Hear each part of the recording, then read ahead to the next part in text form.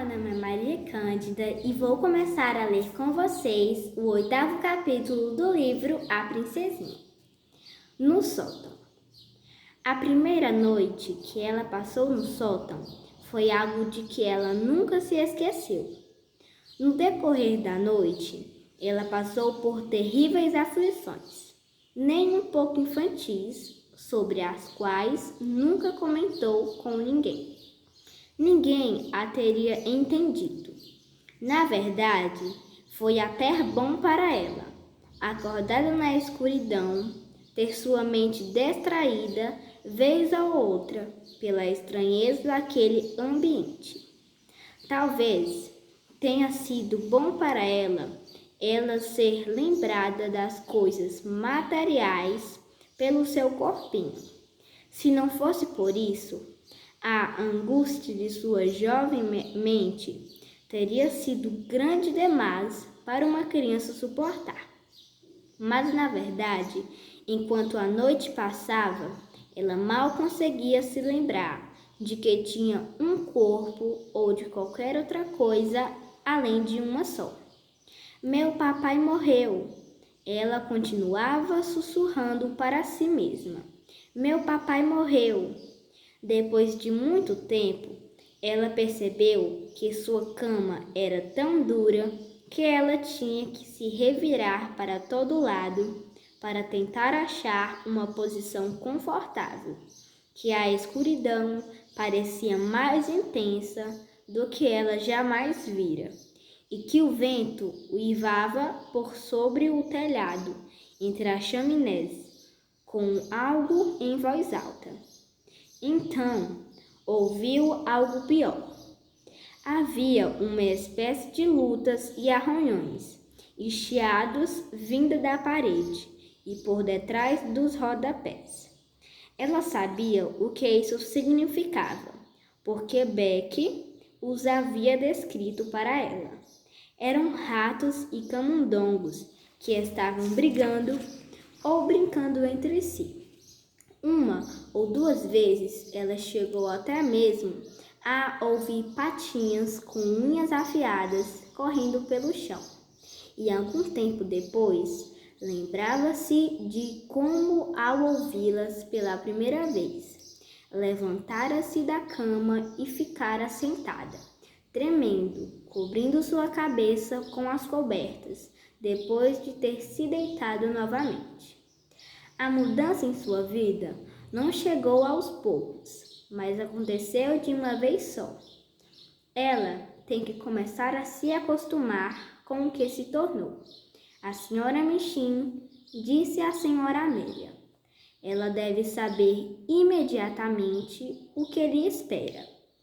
Mariette deixara a casa na manhã seguinte. A olhadela que Sara conseguiu dar de sua sala de visitas, ao passar por sua porta aberta, mostrou-lhe que tudo havia sido mudado. Suas decorações e seus luxos haviam sido removidos e uma cama fora colocada a um canto para transformar os aposentos do quarto de uma nova aluna.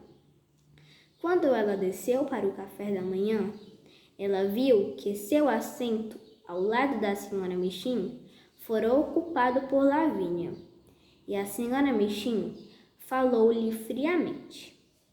Você começará com suas novas obrigações, Sara, ela disse, sentando-se com as crianças mais novas em uma mesa menor.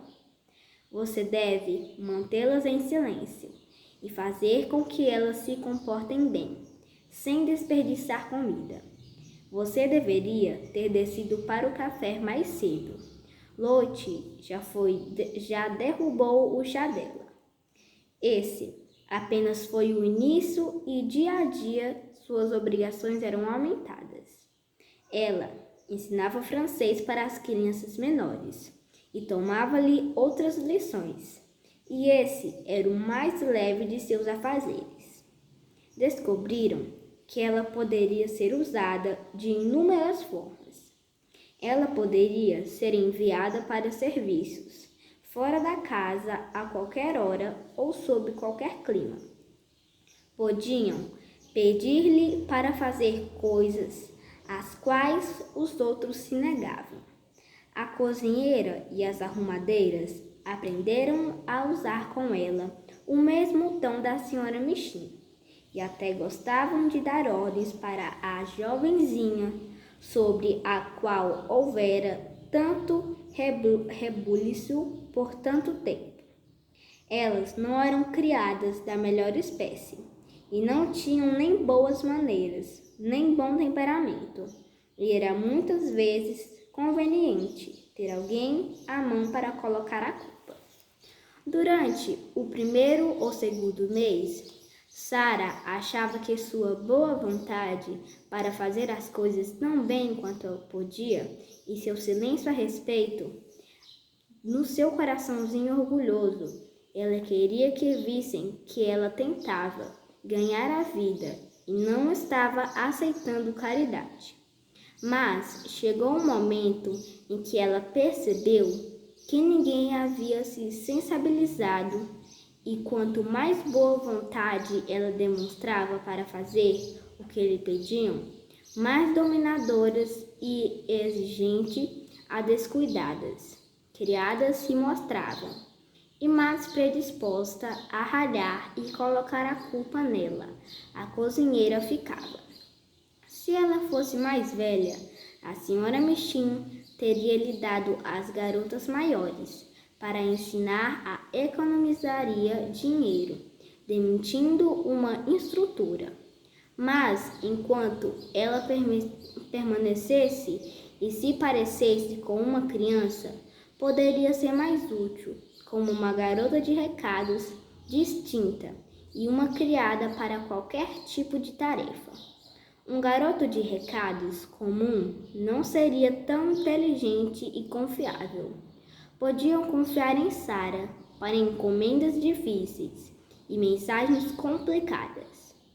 Ela podia até sair para pagar contas e, além disso, tinha a capacidade de tirar muito bem o pó de uma sala e colocar as coisas em ordens. Suas próprias aulas se tornaram coisa do passado.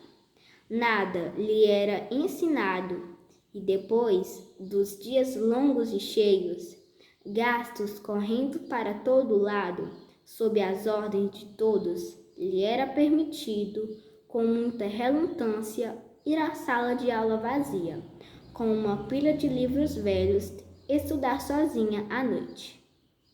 Se eu não me lembrar das coisas que eu aprendi, talvez acabe esquecendo-as.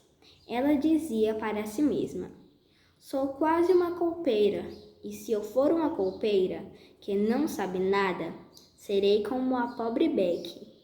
Fico me perguntando se poderia esquecer tudo e começar a não pronunciar os erros finais dos verbos, ou lembrar que o rei Henrique teve 6 esposas.